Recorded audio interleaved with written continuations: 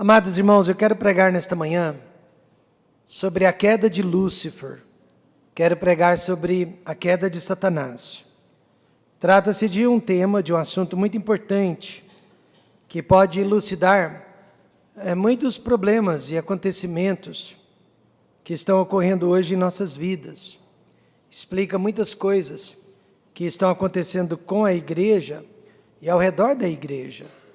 E também explica muitas coisas acontecendo conosco, ou com aquelas pessoas que nós mais amamos. Se você acredita que a palavra de Deus tem resposta para tudo, você deve ouvir esta mensagem com todo o seu coração.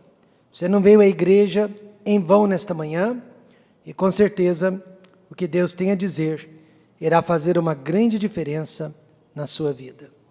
Pai querido e glorioso, ajuda-me a pregar esta palavra santa, esta palavra fiel e digna de toda aceitação nesta manhã. Pedimos ao Pai que os irmãos que vieram sejam grandemente abençoados, muito mais abençoados do que aqueles que vão também ouvir e assistir esta mensagem através das mídias sociais.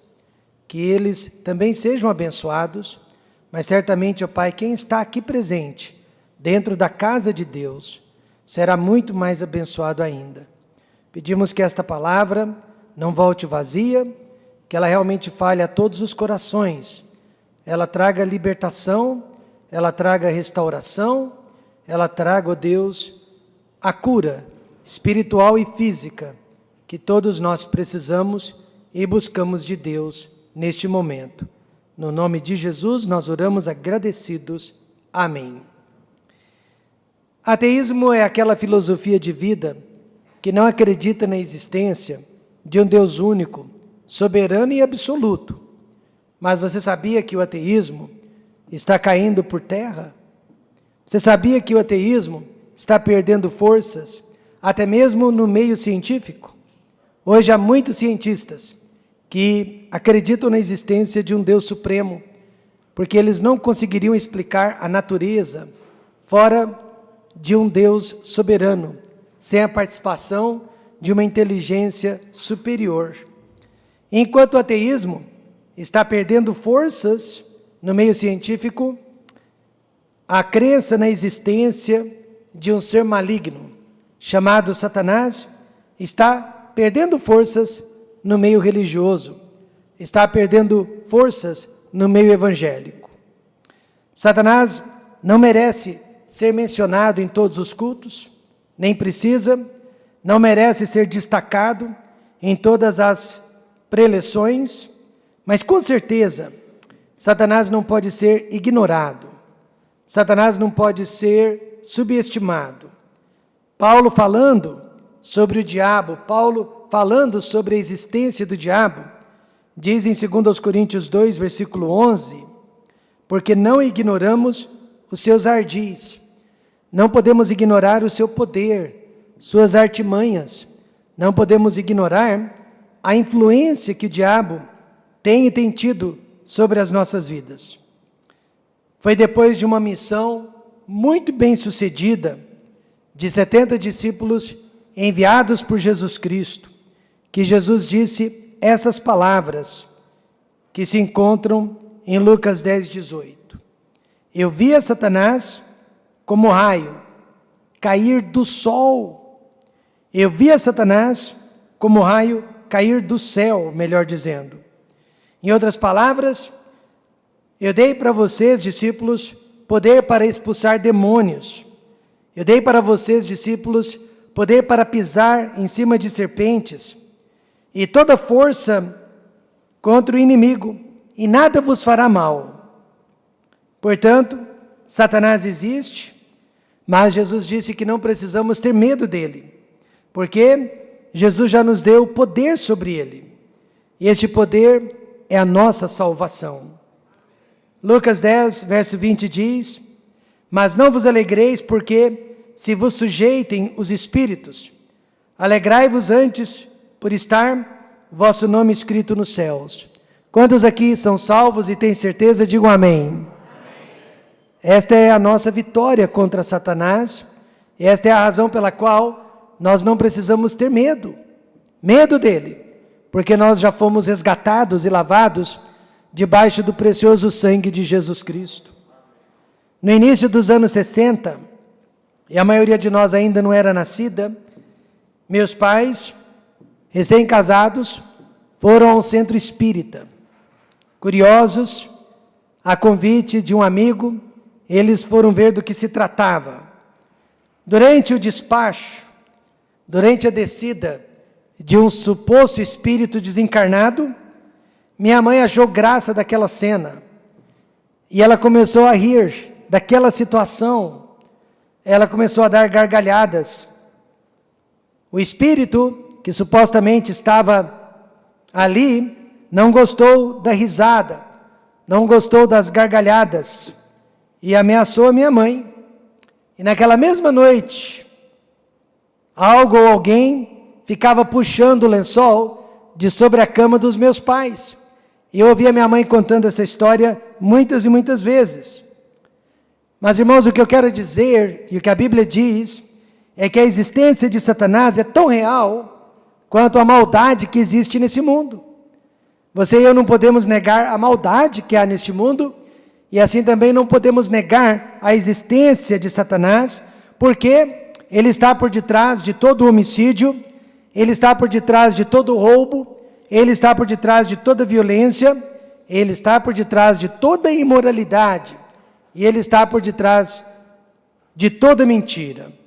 Ele está por detrás também de muitas enfermidades e fraquezas físicas que talvez estejam nos assolando neste dia.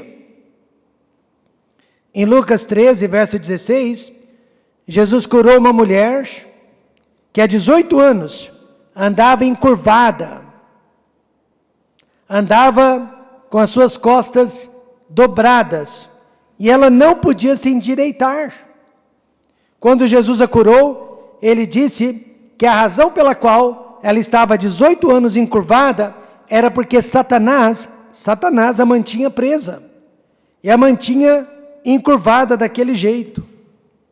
Então, nesta manhã, meus amados, através da graça de Deus, eu e você podemos aceitar toda e qualquer situação difícil em nossas vidas. Mas também através desta mesma graça, eu e você podemos ter vitória e sermos libertados da opressão do maligno. Não há nada de errado em aceitar uma enfermidade, um espinho na carne, permitido por Deus. Mas se foi o inimigo, Deus pode tirar, amém, irmãos? Tiago 4, 7 diz como? Sujeitai-vos, pois, a Deus, resisti ao diabo, e ele fugirá de vós. Pastor, como que nos sujeitamos a Deus e resistimos ao diabo? Fazendo exatamente o contrário à vontade dele. A vontade dele é que não estejamos na igreja, a vontade dele é que não tenhamos comunhão com a Bíblia, a vontade dele é que não tenhamos comunhão com Deus através da oração, a vontade dele é que tenhamos inimizades uns contra os outros, a vontade dele é que falemos mal, critiquemos uns aos outros, causemos divisão no corpo de Cristo. A vontade dele é que não acreditemos na importância dos dízimos e das ofertas missionárias. A vontade dele é que jamais espalhemos o evangelho, jamais convidemos pessoas para os cultos da igreja, enfim, é contrariando a vontade dele, fazendo a vontade de Deus, que ele fugirá de nós. Resistir ao diabo é fazer justamente o oposto ao que ele gostaria que fizéssemos. O que a Bíblia nos ensina nesta manhã sobre a existência de Lúcifer? Em primeiro lugar, a realidade da queda de Lúcifer. Isaías 14, verso 12 diz: como caíste do céu, ó estrela da manhã, filha da alva, como foste lançado por terra, tu que debilitavas as nações. De acordo com este versículo, Satanás caiu diretamente do céu, mas não foi uma queda acidental, foi uma queda proposital, foi uma queda forçada. Ele, Satanás, não queria deixar o céu, não queria sair do céu. Ele foi lançado fora. E o nome dele, Lúcifer, aparece exatamente neste versículo. Literalmente significa estrela da manhã. O significado do nome Lúcifer é estrela da manhã.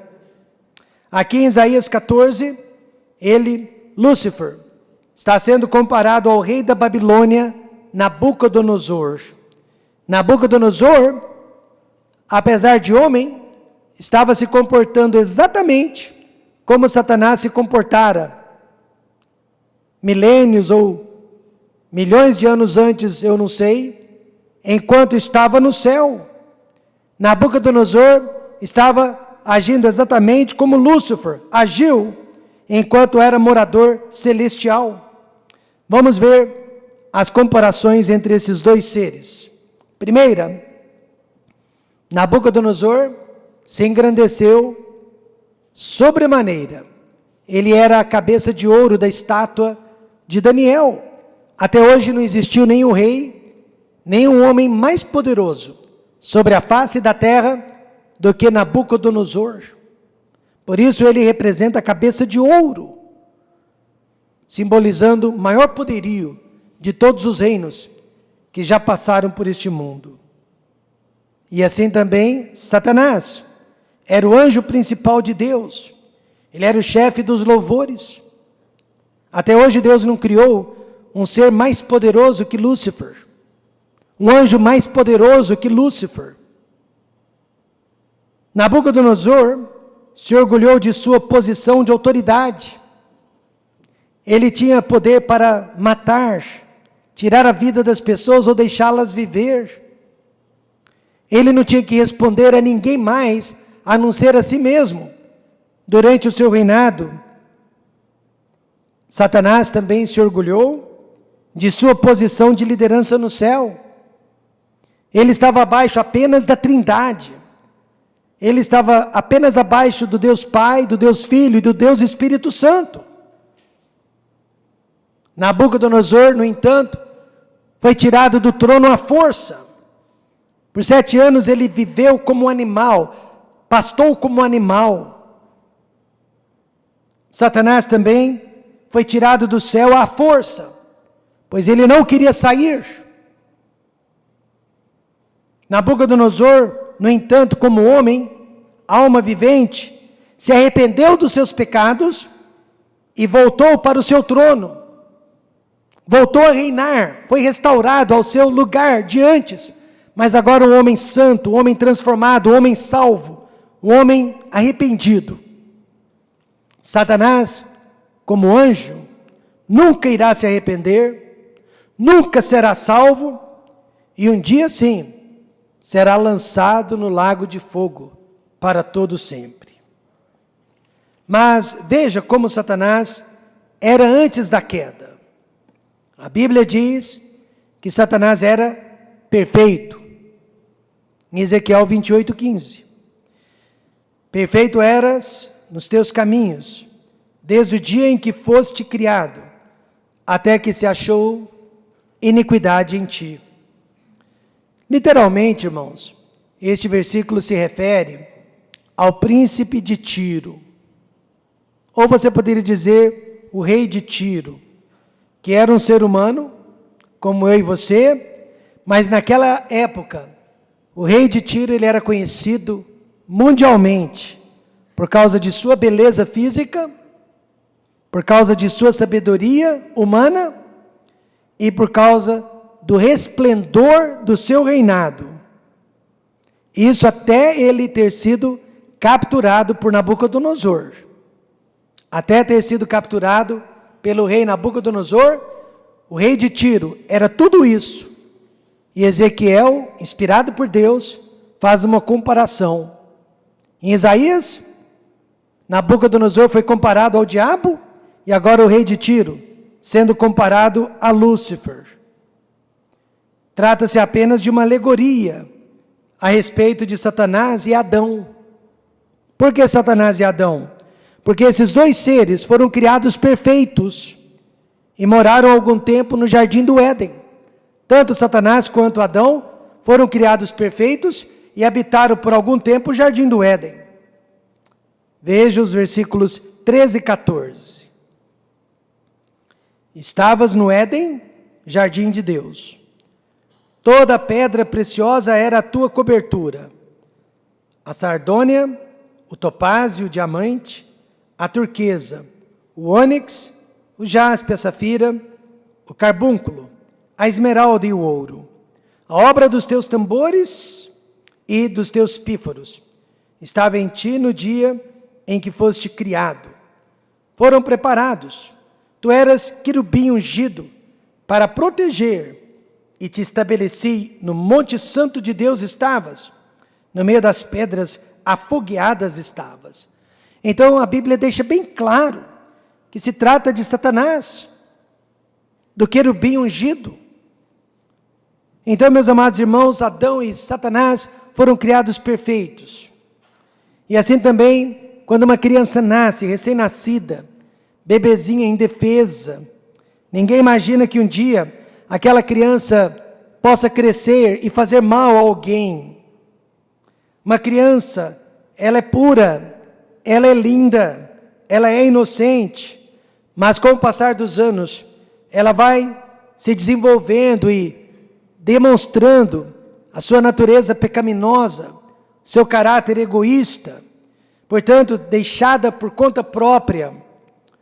Qualquer criança, seu filho ou não, tem o potencial de se tornar um dia um Adolfo Hitler, um Saddam Hussein, um Osama Bin Laden. Satanás e Adão, eles não tinham este potencial. Nenhum dos dois foi criado ou nasceu com a natureza pecaminosa, com a qual eu e você nascemos. Eles não tinham a inclinação para o mal. Pelo menos eles não tinham uma inclinação natural para o mal. Por que pecaram então? Verso 17 responde: elevou-se o teu coração por causa da tua formosura, corrompeste a tua sabedoria por causa do teu resplendor. Meus amados irmãos, pessoas pecam não por causa do que não têm, elas pecam por causa do que já têm, elas pecam por causa do que já são. Por isso, nesta manhã, eu e você temos que ter cuidado a respeito do que temos e principalmente do que somos. Antes da queda, Satanás era também verdadeiro. João 8,44 diz: vós tendes por pai o diabo, e quereis satisfazer os desejos de vosso pai. Ele foi homicida desde o princípio, e não se firmou na verdade, porque não há verdade nele. Quando ele profere mentira, fala do que lhe é próprio, porque é mentiroso e pai da mentira. Hoje, irmãos, a maior marca de Satanás na vida das pessoas é a mentira. É a arma mais poderosa que ele tem usado para enganar as igrejas, para enganar as nações, para enganar os homens. Por isso a mentira é aqui comparada ao pecado de homicídio. Veja, com a mentira, em primeiro lugar, Satanás trouxe morte física sobre toda a raça humana. Foi contando uma mentira, convencendo o primeiro casal que veio ao mundo de uma mentira que ele conseguiu introduzir no nosso mundo, a morte física. Com a mentira, Satanás convenceu Caim a matar o seu irmão inocente Abel. Com a mentira, nesta manhã Satanás está levando milhões, se não bilhões de pessoas a morrerem sem o conhecimento do Senhor Jesus Cristo. Por isso, meus amados, a mentira é comparada ao pecado de tirar a vida de uma pessoa. A mentira e o homicídio andam de mãos dadas. Satanás mentiu para Adão e Eva e ambos morreram. Satanás mentiu para o rei Saul e ele morreu. Satanás mentiu para Sansão e Sansão morreu. Satanás mentiu para Judas Iscariotes e Judas morreu. Por isso, nesta manhã, a mentira é a arma mais poderosa nas mãos de Satanás. Satanás, meus amados irmãos, caiu e agora muitas pessoas estão caindo com ele também. Esta é a realidade da sua queda, que foi forçada. Ele foi tirado à força da presença de Deus no céu. Veja em segundo lugar, a razão da queda de Lúcifer, que encontramos agora no livro de Ezequiel, capítulo 28. Elevou-se o teu coração por causa da tua formosura, corrompeste a tua sabedoria por causa do teu resplendor, por terra te lancei, diante dos reis te pus, para que olhem para ti. No nosso caso, por que caímos? Eu e você caímos por uma razão singular, porque nós possuímos uma natureza pecaminosa. Eu e você possuímos a natureza do pecado, por isso caímos. Eu e você já nascemos com essa inclinação natural para o mal. Porém, Satanás foi criado perfeito. Por que ele caiu então? Primeira razão, por causa do orgulho. Elevou-se o teu coração por causa da sua formosura. Deus mesmo está dando a razão da queda de Lúcifer. Irmãos, eu quero dizer nesta manhã, para todos nós, o orgulho é o pior pecado que existe no mundo. O orgulho é o pecado mais perigoso que existe sobre a face da terra, porque o orgulho é a base de todos os demais pecados que nós cometemos, que outras pessoas cometem.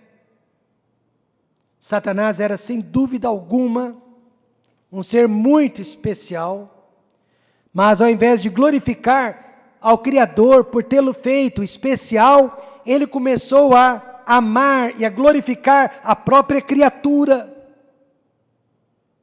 Ao invés de glorificar a Deus que o criou, ele glorificou-se a si mesmo. Narciso, personagem da mitologia grega, contemplou sua imagem pela primeira vez através do reflexo nas águas. A mitologia diz que ele ficou tão impressionado, mas tão impressionado com a sua beleza, que não saiu mais daquela posição, ficou ali vários e vários dias, sem dormir, sem comer, até ser levado pela própria morte. Orgulho é exatamente isso. Orgulho é quando ficamos impressionadíssimos conosco mesmo, com a nossa vida, com a nossa própria imagem, em detrimento à imagem do Senhor Jesus Cristo, em detrimento à imagem de outras pessoas. É quando nós enfatizamos a nossa vontade acima da vontade de Deus e os nossos direitos acima do direito de outras pessoas. Se Satanás é o pai da mentira, logo ele é o pai do orgulho. Sabe aquele diabo chifrudo, vermelho, horroroso, com um garfo na mão? Ele não existe. Ele era um anjo de luz. E a Bíblia diz que não é maravilha, porque o próprio Satanás se transfigura em anjo de luz. Ele foi criado por Deus, belo.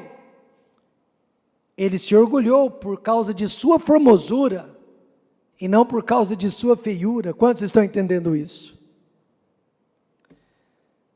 No dia de seu aniversário, um irmão de nossa igreja me disse: pastor, hoje pela manhã, eu acordei e orei a Deus que apontasse todas as minhas falhas, que me mostrasse como eu posso melhorar como pessoa. E não foi à toa então que depois da mensagem, ele foi o primeiro a deixar o seu banco e vir para o apelo, porque ele queria mesmo melhorar a sua imagem diante de Deus.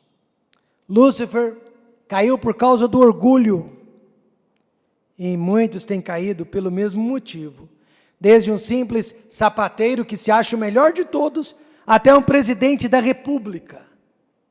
Homens e mulheres estão caindo porque estão muito impressionados com as suas próprias vidas, com a sua própria pessoa.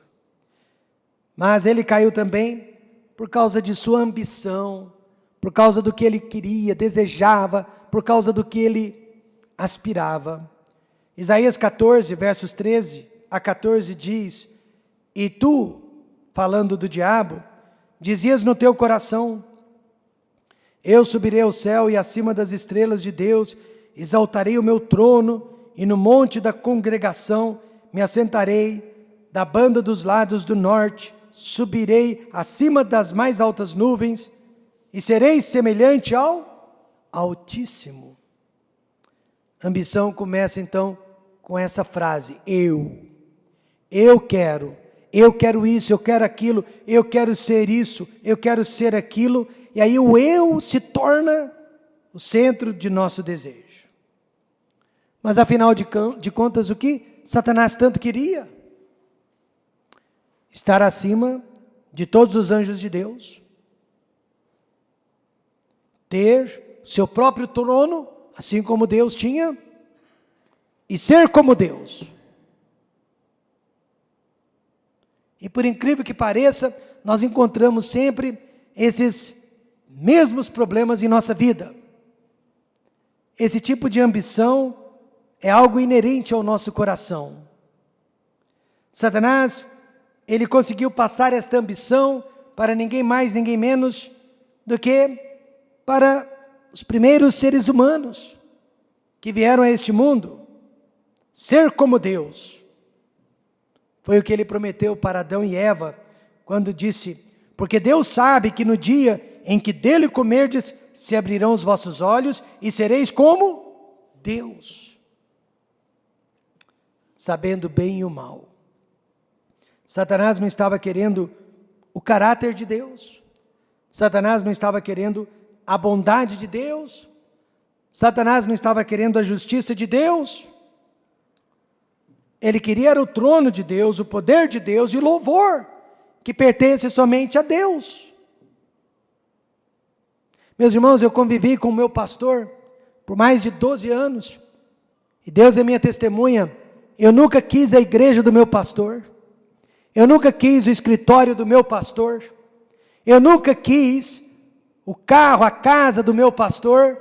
Mas eu sempre quis o espírito do meu pastor. Amém, irmãos? Eu sempre quis o caráter do meu pastor. Eu sempre quis o zelo do meu pastor. Assim também os homens cobiçam a mulher do seu próximo, a posição do seu próximo, os bens materiais do seu próximo. Por que não desejamos o bom exemplo do nosso próximo?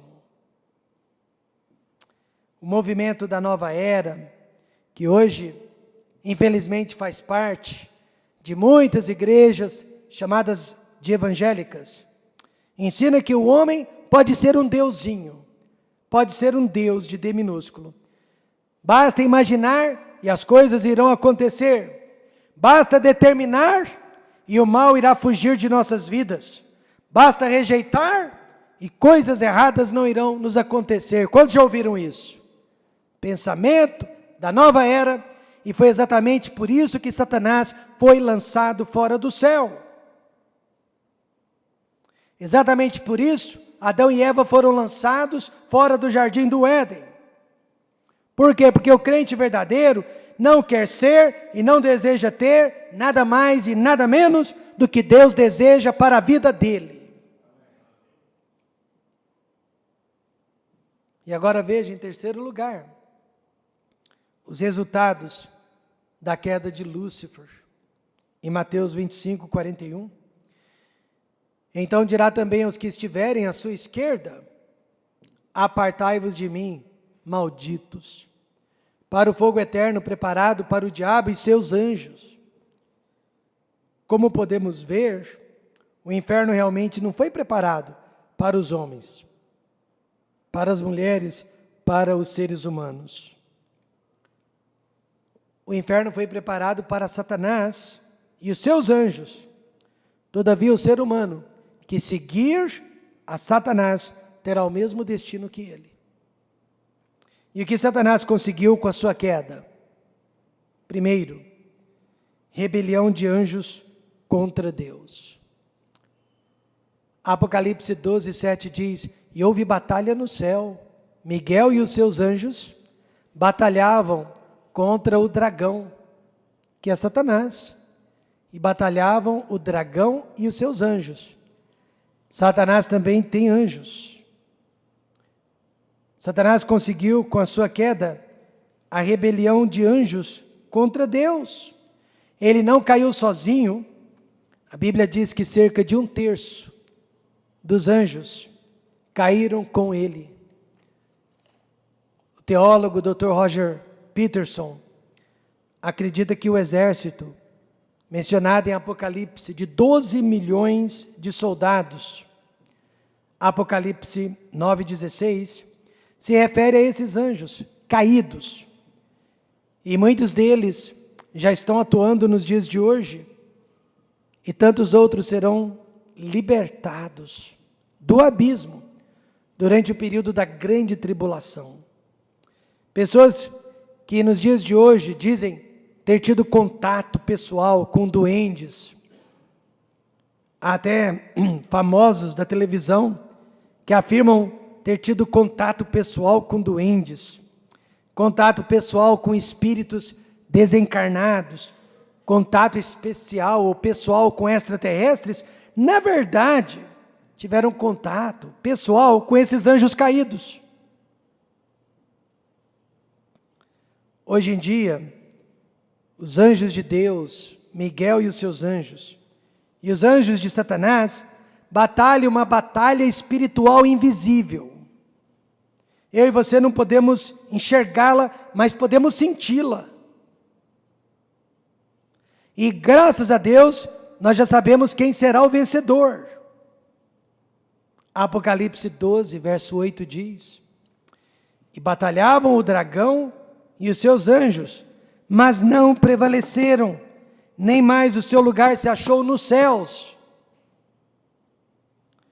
O crente, então, não precisa ficar preocupado com relação a esta batalha, muito menos com medo. A Bíblia diz por quê? 1 João 5,18. Sabemos que todo aquele que é nascido de Deus não peca, não vive na prática do pecado. Mas o que de Deus é gerado conserva-se a si mesmo, e o maligno não lhe toca. Amém, irmãos? O maligno não nos toca. Sabe qual é a área que Satanás mais atormenta a vida dos filhos de Deus? A que ele mais oprime e também sobre a qual ele mais obtém sucesso? É justamente na área da comunhão com Deus. Ele faz de tudo para que não oremos, ele faz de tudo para que não leiamos a palavra de Deus, e ele faz de tudo para que não frequentemos a igreja, a casa de Deus. Pois ele sabe que Deus abençoa a nossa comunhão, amém, irmãos? Quanto mais nós nos aproximamos de Deus, mais Deus se aproxima de nós, e quanto mais próximos de Deus, mais longe do diabo. Esta é a área que ele mais nos oprime. Não é à toa que entra culto, sai culto. Os crentes cada vez mais têm dificuldades para estar na casa de Deus.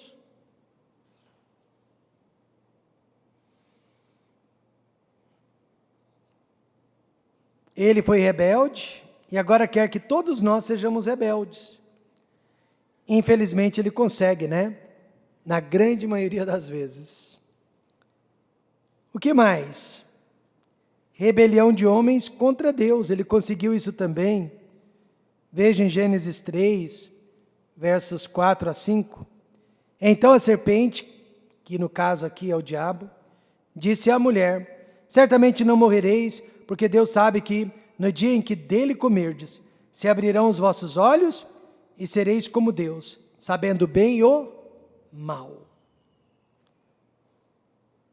Não se esqueça, meus irmãos, a tentação aqui foi a de ser igual a Deus. O pecado, por outro lado, foi o da desobediência. A tentação, ser como Deus. Pecado, desobedecer. Toda vez, então, que um filho desobedece aos seus pais, está fazendo a vontade do diabo. Toda vez que um crente desobedece à palavra de Deus, está fazendo a vontade do diabo. Uma jovem muito preocupada com a atuação do diabo sobre a vida dela, me procurou para saber como vencer a opressão do maligno. Ela pensou, que eu daria uma resposta espalhafatosa, tal como gritar, impor as minhas mãos e libertá-la, determinar que o diabo a deixasse. Nada disso. Eu fiz a única coisa que eu sei fazer. Eu abri a palavra de Deus e passei para ela a receita da libertação espiritual. E que receita é esta? Tiago 4, verso 7, mais uma vez. Sujeitai-vos, pois, a Deus, resisti ao diabo, e ele fugirá de vós. Quantos acreditam nisso? Amém. Obedecer a Deus é a única arma eficiente contra o diabo. E foi exatamente o que Jesus Cristo fez no deserto. Concluindo, Satanás foi lançado fora do céu, mas essa não foi a sua maior queda, não. A maior queda de Satanás ainda está por vir. Um dia ele será lançado para todo sempre no lago de fogo. Hoje de manhã nós vimos a realidade da sua queda, a razão de sua queda e os resultados de sua queda. Não podemos viver preocupados com o inimigo, mas sim com as armas deste inimigo. Ele está usando nesta manhã essas armas contra nós, contra este ministério e contra a sua família. A mentira, o orgulho, a ambição e finalmente a rebelião contra Deus. Não é Satanás que pode nos fazer mal. Aliás, ele não nos faz nenhum mal. Mas é o pecado que ele nos leva a cometer, que pode nos fazer mal. Muita oração, muita comunhão com Deus, muita humildade nessas horas. São as armas que podemos usar contra este adversário. Jejum e oração, às vezes, são necessários quando a opressão do inimigo estiver no maior ápice de todos. Porque Satanás não resiste. Um servo de Deus que se humilha perante os homens e perante o Senhor dos Senhores. Amém? Que Deus nos dê vitória.